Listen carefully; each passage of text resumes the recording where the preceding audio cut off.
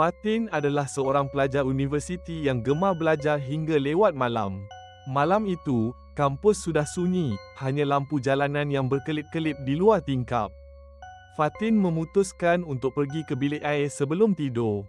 Koridor di asrama tersebut suram, hanya diterangi lampu yang malap. Langkah kakinya perlahan menuju ke bilik air yang terletak di hujung lorong. Setelah memasuki bilik air, suasana semakin sunyi. Tiada suara pelajar lain, hanya bunyi titisan air dari paip yang bocor. Tiba-tiba, Fatin terdengar tangisan halus dari salah satu tandas yang terkunci. Suara itu kedengaran sayu, seolah-olah seseorang sedang bersedih amat sangat. Dia berhenti dan mendengar dengan teliti, memastikan ia bukan perasaannya sahaja. Siapa kat dalam tu? Fatin cuba memanggil. Tiada jawapan, hanya tangisan yang berterusan. Dia mula rasa tidak sedap hati, namun rasa simpati mengatasi ketakutannya. Dengan perlahan, Fatin berjalan menuju ke pintu tandas yang terkunci itu. Dia mengetuk pintu dengan lembut. "Awak okey ke? Ada apa-apa yang saya boleh tolong?"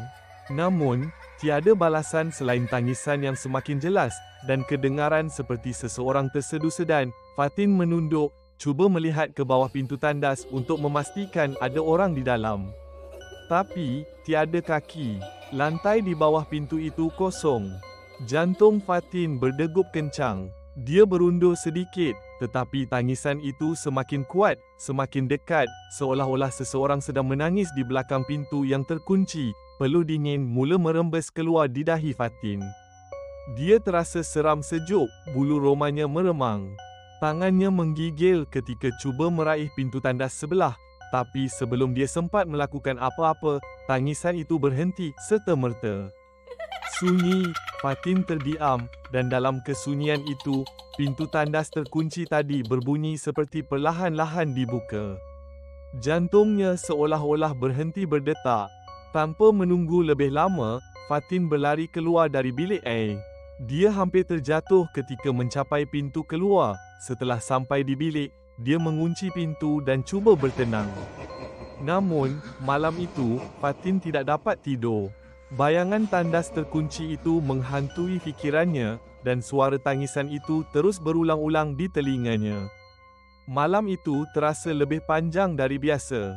Setiap kali Fatin cuba memejamkan mata, suara tangisan itu kembali bergema, seolah-olah memanggilnya.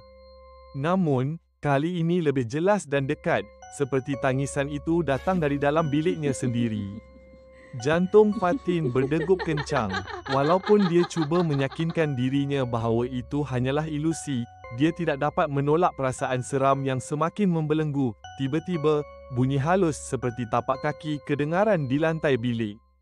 Fatin menahan nafas. Dia berbaring kaku di atas katil, memandang ke arah pintu bilik yang terkunci. Mata Fatin semakin terbuka luas ketika mendengar bunyi tapak kaki itu semakin dekat dengan katilnya. Tangannya mengepal selimut, dan peluh mula mengalir di dahinya. Tak mungkin, tiada sesiapa dalam bilik ini, bisiknya dalam hati, cuba meyakinkan dirinya. Namun, detik itu, dia merasakan sesuatu yang sangat dingin menyentuh kakinya dari bawah katil. Terasa seperti jari jemari yang panjang, lembap, dan sejuk menyentuh kulitnya. Mata Fatin terbelalak, tubuhnya kaku seolah-olah tidak mampu bergerak. Perlahan-lahan, dia merasakan sentuhan itu naik dari pergelangan kakinya, menyusuri betisnya, dan mencengkam dengan kuat. Ketika Fatin cuba menarik kakinya, kuku tajam seperti mencengkam lebih erat, seakan-akan menahan dirinya dari bergerak. Fatin akhirnya dapat melepaskan kakinya dari cengkaman itu. Belum sempat untuk menenangkan dirinya, Fatin terdengar sesuatu seperti mengarit menggunakan kuku di lantai biliknya atau lebih tepat di bawah katilnya. Dalam keadaan panik, dia memberanikan diri menundukkan kepala untuk melihat di bawah katil. Tetapi apa yang dilihatnya membuat darahnya terasa beku. Di bawah katil, ada wajah seorang wanita, matanya merah menyala, dengan bibirnya yang terukir senyuman menyeramkan. Wanita itu memandang tepat ke arahnya, dan tangan berlumuran darahnya masih memegang erat kaki Fatin. "Kenapa kau masuk bilik aku?" bisik wanita itu dengan suara serak dan dingin. Fatin ingin menjerit, tetapi suaranya tidak keluar. Hanya bunyi nafasnya yang terputus-putus dalam ketakutan. Dalam sekelip mata, tangan wanita itu menarik tangan Fatin dan menyebabkan Fatin hampir jatuh dari katil. Tubuhnya mula bergetar, seolah-olah kehilangan kawalan. Dia tidak tahu bagaimana caranya, tetapi dengan kekuatan yang masih ada, Fatin berjaya meloloskan diri dari cengkaman. Nafasnya terputus-putus dan dia cepat-cepat menjerit nama rakan sebiliknya, Sarah. Namun, apabila dia menoleh ke arah Sarah, dia terkejut melihat Sarah juga sedang duduk di atas katilnya, matanya terbuka luas dan wajahnya pucat. Sarah kelihatan kaku, seperti melihat sesuatu yang sama menyeramkannya. Fatin, ada dia di belakang kau, bisik Sarah dengan suara yang bergetar. Fatin berpaling perlahan-lahan, tetapi kali ini, apa yang dilihatnya bukanlah wanita di bawah katil.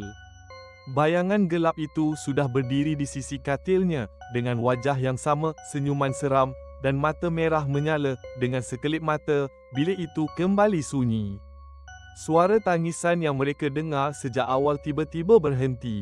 Namun, apa yang mereka alami malam itu terasa lebih nyata daripada sekadar mimpi buruk.